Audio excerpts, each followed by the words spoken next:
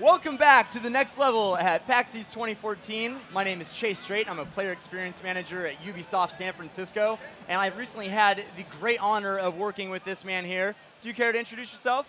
Yeah, my name is James Green. I'm the creative director of Carbon Games, and we're here to show AirMech. Yeah, so for those of you who know, AirMech has been out for a little while now, and we've been working with these guys to bring it to Xbox 360. It's something that we're really excited about. Now, for people who don't necessarily know what AirMech is, do you want to tell us a little bit about the game? AirMech is an action RTS. It's been a passion of mine to bring this to players for a long time. We say RTS on one side, but it's really just a mishmash of genres. Some people play it like a tower defense game. Some people play it like a shooter. MOBAs have given us like new light and or like a fresh look of things. Like, hey, this is actually more like a MOBA than what I'm used to. Yeah, sure. You just play it like that if you want. I don't even know how to explain it anymore. It's pretty unique, I think. But well, yeah, I mean, it must feel pretty good to like work on a game that people have a hard time describing exactly what it is. You know? That's the ironic thing, is it's actually a recreation of a game I loved years ago called Herzog Zwei, which I have to say, because if I don't, then people are like, man, they just ripped off Herzog Zwei. It's like, no, Why didn't you give a shout out? Yeah, well, I made this game because nobody else made it. Like, people needed to experience this. Like, it's been a solved problem how to play an RTS with a controller for 20 years now, and everybody somehow forgot. So while we started on the PC, and we're in open beta, AirMech on the PC, we really wanted to bring it to the console for a long time, and Ubisoft was the right company to do that, because we wanted it free to play, same as we do on the PC, and Ubisoft was the company that believed in us and wanted to help make it happen. Absolutely. I mean, it's an absolute pleasure working with you guys. Why was now the right time to take this and bring it to Xbox 360? I would say it's the perfect time because there's such a massive install base of 360. Like, yeah, everybody's like, well, what about Xbox One and such? It's like, well, sorry, the players are there. I have a chance for all these people to experience the game, and we'll talk about everything else later. Yeah, but right now, the Xbox 360 is the hot market. That's where everybody is, and so we're excited to bring it to those players and let them play this one true gamepad RTS. Yeah, well, and the game was originally, you said, like almost designed to be played with a gamepad, right?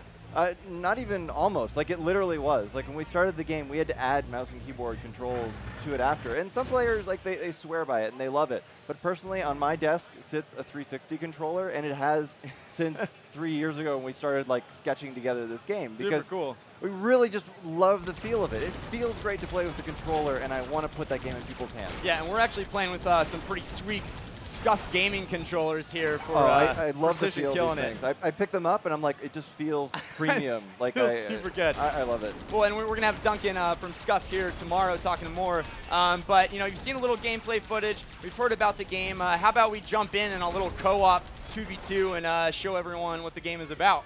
Sure, sounds good. All right, so we are going to hop into the game that we're playing right here.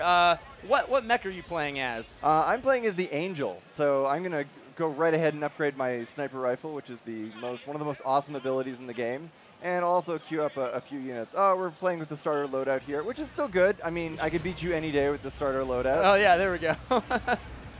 It's funny because we ended up going free to play, but it just was a natural fit for the game, because I liked games from my childhood where you're unlocking things as you progress through the game. Like, it was a very natural feel. So when the whole opportunity to free to play came along, we're like, yeah, this makes perfect sense, because I want people to play the game. It's not like in there's sort of a getting away from doing demos and stuff. I don't know why. Like, it used to be you could always play a demo for free, and now it's going the other way where maybe you have to pay to play a beta, which makes no sense to me. So free to play is like the opposite of that, I think. If you do free to play right, I'm not talking about bad free to play. We'll get into that.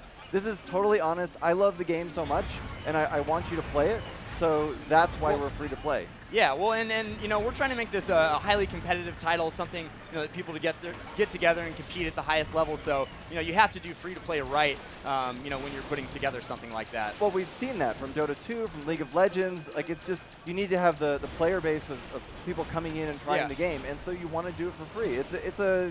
It's sort of a radical new model for the hardcore. I mean, other industries have seen, it's doing really well in casual and mobile. Yeah. But it's definitely been a challenge to sell it to the hardcore, and we think that we're doing our part by offering a totally free and fair experience. I mean, you can even buy a major chunk of the game. Like, no, I totally don't want that. I want to buy the game. Yeah, you can do that too. Like, I don't know. We work with Ubisoft and have taken advice from them on things, but up to this point where we got the game was much more like just us feeling our way through it as real gamers. Like, we don't like evil free-to-play, so we just design it like from the hip, like how we want to do it. And you know, our players and the community is really passionate and loves us for it. And that's when, you know, I sleep well at night. Like, I don't feel like I take anybody's money. Like, even when I worked on traditional titles, like, you feel awkward when somebody pays for your game and then they're not happy with it. Like, they sunk, like, you know, it could be $60 or $20, depends what the game was, but still they're giving you that money up front, and they might not like the game. Here, anybody who spends money is because they genuinely like us and enjoy the game. And that feels great as a developer, and you know, Ubisoft understood that. A lot of, you know, people we talked to about bringing the game to consoles, they're like, they didn't get it, so it actually feels really good to have a team like you guys, you know, working with us on it. Well, that's good to hear. We're excited to work with you on it. For those of you who are watching the game right now, as we're throwing down, you'll see the mini map in the lower left corner, and you'll see you know, a bunch of different spots on there. There are 2 bases, and the objective of this gameplay mode is we're trying to take over as much of the map as possible as we can and get down to the enemy base and destroy it. Along the way, there will be different outposts that we can take over. Taking over these outposts will give us more money to build more units and allow us to put more units on the map.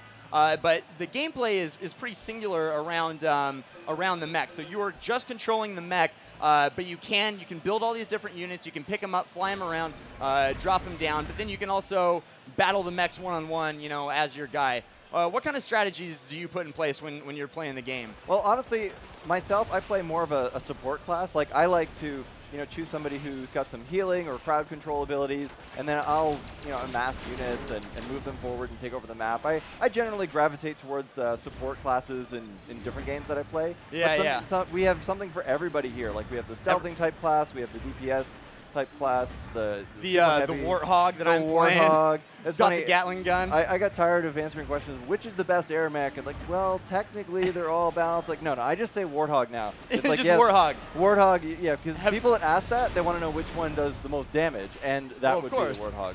Well, yeah, I mean, you know, as a support player, let's just say, you know, that's one of the more rare classes that people are playing, so it's always good to have a support on your side, so. Yeah, I find, and that's the thing I like about Dota-style games, too. Like, it's really that teamwork aspect of it, and when those games were rising in popularity, we've liberally stolen a lot of stuff from that, and you put it into AirMech. Because if you look at, like, you know, the original Herzog's Y, which I know a lot of people are going to say, that's Herzog's Y. You take that and you mash it up with Dota sensibilities, and then you throw on, like, you know, free-to-play and unlocking all these things in different modes. Like, we even have a tower defense style mode where you can practice your skills just, like, defending as the one thing. Because people are like, oh, that's too hardcore for me, I don't want to play PvP. It's like, well, no problem. You know, you can play co-op.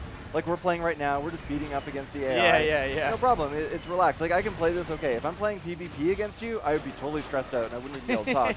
Well, the game gets extremely competitive, doesn't it? You know, among the top players. Oh, extreme! Like our top competitive players they terrify me. They're so good because they can basically play the RTS side of the game in their head as well as dogfight like mad. And so I can sort of do one or the other if I max out like my concentration, but they're just so good. It's like any game, you know, you can never really hope to beat the best players in it. Like, it's a sad truth of being a game developer. But it's always good to see those guys though, because then I'm sure that they teach you a lot of things about the game that, you know, you didn't necessarily see at first either. Oh, we watch them constantly. That was our first use of having the spectator stuff in it. Well, this is great.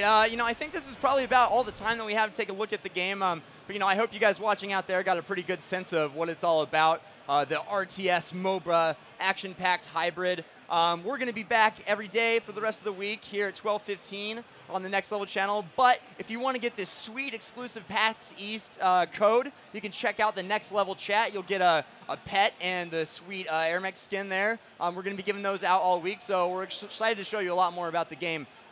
James, thanks for being here, and we'll catch you guys again soon.